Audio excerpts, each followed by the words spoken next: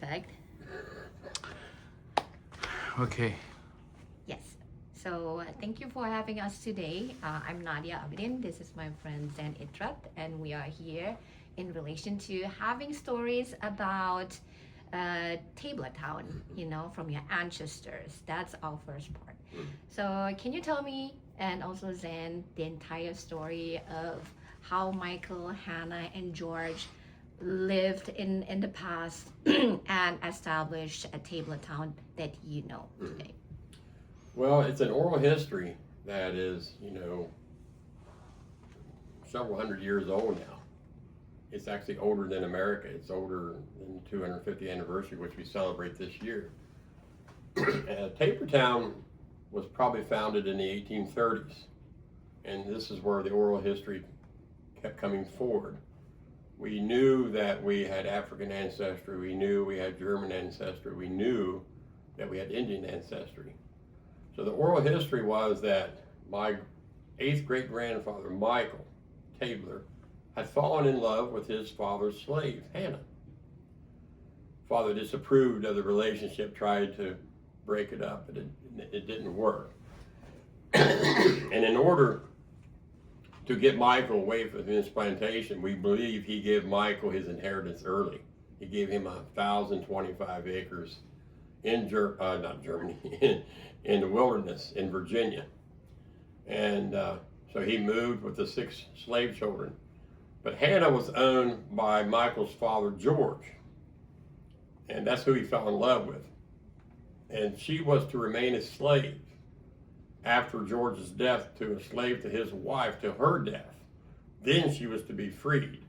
But Hannah took such good care of George's wife that she lived to be over 100. She literally kept herself enslaved for like 20-some more years.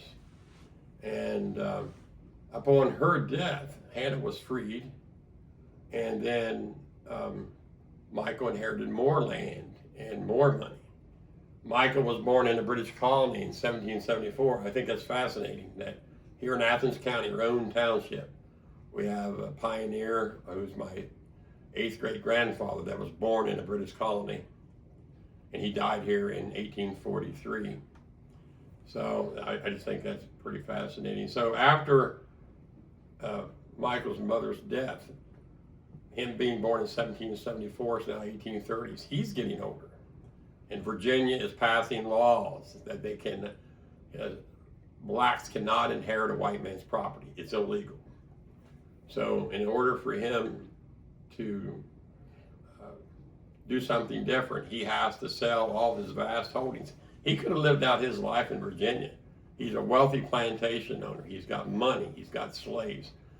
But he chose a different direction for his slave children who could not inherit his property. He brought them here to Athens County, Roane Township in the 1830s. And the six emancipated slave children, he purchased a farm for each of them, including the daughter Maria. And they were all born from 1810 to 1816. And so that was the start of Tablertown. Now we refer to them as Michael's children. They were born from 1810 to 1816, but now they're adults. It's 1830s. They probably have families of their own and probably even grandchildren. So this was a major migration. This isn't 2 or 3 people getting in a canoe and coming to Athens County. This would have been a big migration from Virginia. The population here probably almost doubled when they got here. And that's why they called it Tablertown. There were so many tablers, right? And the newspapers for decades called it Tablertown. And only did it change when coal was discovered about 1850. Michael dies here in 1843. Coal was discovered probably just before, right after his death. They start sending the railroads into Tablertown to extract the coal. And the gentleman that had something to do with the railroad, his name was Sam Kilbert, knew that there was going to be trains intersecting. We had a train coming from Stewart. We had a train coming from New England. We had a train coming from Amesville. We had a train coming from Cutler, all intersecting in Tablertown to extract the coal. So they mined coal there from 1850 to 1950. That was the last job that left our community. And so that was the whole idea of this new museum we want to build is to create jobs. But before even that, when Michael gets here, you wonder, he could have went anywhere in the United States. He could, a few more months, he could have been in Canada. I believe that. Okay,